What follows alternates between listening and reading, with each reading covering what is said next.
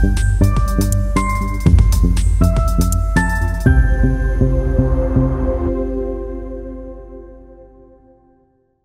लोगों की ज़मीन को समाप्त करने की लिए एक बिल लाया गया, तो लगातार पढ़ाई, दवाई, कमाई, सिंचाई पे बात नहीं हो रही है। ये जो एनडीए की सरकार है, केवल नफरत वाले जो बिल हैं, जो गैर संवैधानिक जो बिल हैं, वो लाने का काम करती है। लेकिन हमारे दल ने, चाहे कोई भी परिस्थिति रही हो, कोई भी हमारी दल की संख्या रही हो, हम लोगों ने अपने विचारधारा से समझौता नहीं किया। इन सारे गैर संवैधानिक बिलों का हम लोगों ने विरोध किया। और ये जब वक्फ बोर्ड का जब बिल लाया जा रहा था, तभी राष्ट्र अध्यक्ष लालू जी ने और हम लोगों ने साफ तौर पे अपने सांसदों को कह दिया कि भाई, जितने हमारे सांसद हैं कि किसी भी कीमत पे ये बिल जो है पास नहीं होना चाहिए, आप संसद में लड़िए। और हमारे सांसदों ने मजबूती के साथ दोनों सदनों में इस बिल के खिलाफ जो है लड़ाई लड़ी। और आज इतनी ताकत है विपक्ष में, जो आप लोगों के दुआ से, आप लोगों के कृपा आशीर्वाद से संख्या बढ़ी है, मजबूत हुई है। पहली बार जो है नरेंद्र मोदी जी की सरकार में कोई चीज़ जीपीसी कमेटी में भेजा जा रहा है।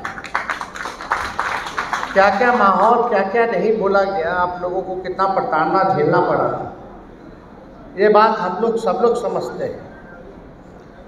लेकिन कोई भी परिस्थिति रही, लेकिन लालू जी ने सत्ता के लिए नहीं, लालच के लिए नहीं, कभी भी भाजपा के साथ जाना पसंद नहीं किया। चाहे केस मुकदमा हो, जेल हो, हमारे पूरे परिवार पे केस मुकदमा हो, हर दिन ईडी सीबीआई अपना काम जो है आकाओं के कहने पे वो करता रहता। हम तो कहते थे भाई मेरे घर ही दफ्तर खोल लो, देखते रहो क्या करते हैं नहीं करते। लेकिन कितना भी किया गया, लेकिन हम लोग झुके नहीं, डरे नहीं। लेकिन अफसोस इस बात की है कि नीतीश कुमार जी, हम सब लोग मिलकर के महागठबंधन बनाए, महागठबंधन ही नहीं इंडिया अलायंस बनाए, और हम लोगों का एकमात्र लक्ष्य था कि किसी भी कीमत पे नरेंद्र मोदी जी और भाजपा की सरकार को केंद्र में नहीं बनने देना।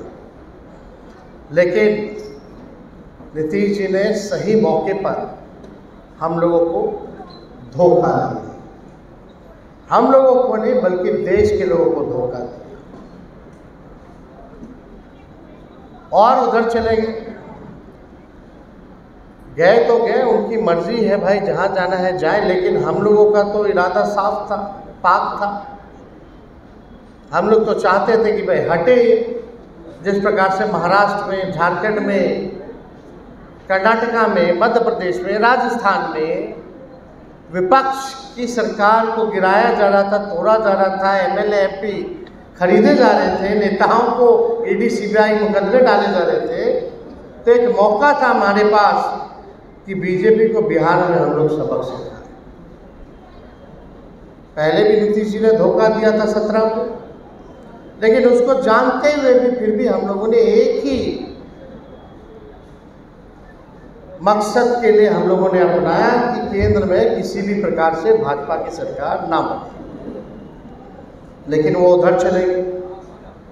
जब तक राष्ट्रीय जनता दल की सरकार रही 2004-05 तक, तब तक भाजपा सबसे कमज़ोर था बिहार में, आरएसएस सबसे ज़्यादा कमज़ोर था। जब से नीतीश कुमार मुख्यमंत्री बने, भाजपा मजबूत हुई और आरएसएस मजबूत हुई। पहले किसी की हिम्मत नहीं होती थी आरएसएस वालों की कि बिहार में आ जाए और दंगा फसाद कराने की कोशिश करें। लेकिन आज के दौर में आप देखिए किस प्रकार से जो है मजबूत हो रहा। हमको कुछ कहना नहीं, आप सब लोग होशियार हैं, सब लोग आप लोग जानते हैं कि देश में क्या चल रहा है, राजनीति में क्या चल रहा है। हम बस आप लोगों से ये कहना चाहते हैं कि जब लालू जी नहीं डरे सांप्रदायिक शक्तियों से, तो उनका लड़का भी डरने वाला नहीं है। आपके ज्ञान, आपके अधिकार, आपके सम्मान के लिए हम हमेशा लड़ाई लड़ते रहेंगे।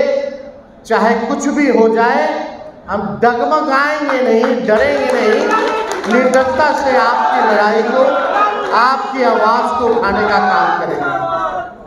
और बहुत लोग तरह तरह का हम लोगों को गाली देने का प्रयास किया, हमारी एकता को तोड़ने का प्रयास किया गया, लेकिन आप जो आवाम हैं, जो जमहूरियत में आप लोग मालिक हैं, और जब जमहूरियत में आप लोग मालिक हैं तो आपको देखना है कौन कब से लड़ रहा है और कितने मजबूती के साथ लड़ रहा है। हम बस आपको इतना कहना चाहते हैं, अगर आप सब लोगों का आशीर्वाद, आप लोगों का दुआ, अगर आप लोग ताकत दीजिएगा तो बिहार में 25 में जो सरकार होगी वो राष्ट्रीय जनता दल महागठबंधन की होगी। लेकिन इसके लिए हम सब लोगों को एक रहने की जरूरत है और हमको पूरा विश्वास है कि अगला सरकार हम लोग बनाने जा रहे हैं। विशाल लोगों ने लोगों नीचे करो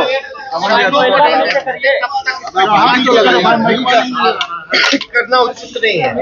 दादा लोगों पीछे का साफ स्टैंड, दादा मोबाइल पीछे कीजिए ना। आरक्षण मिला क्रीमी का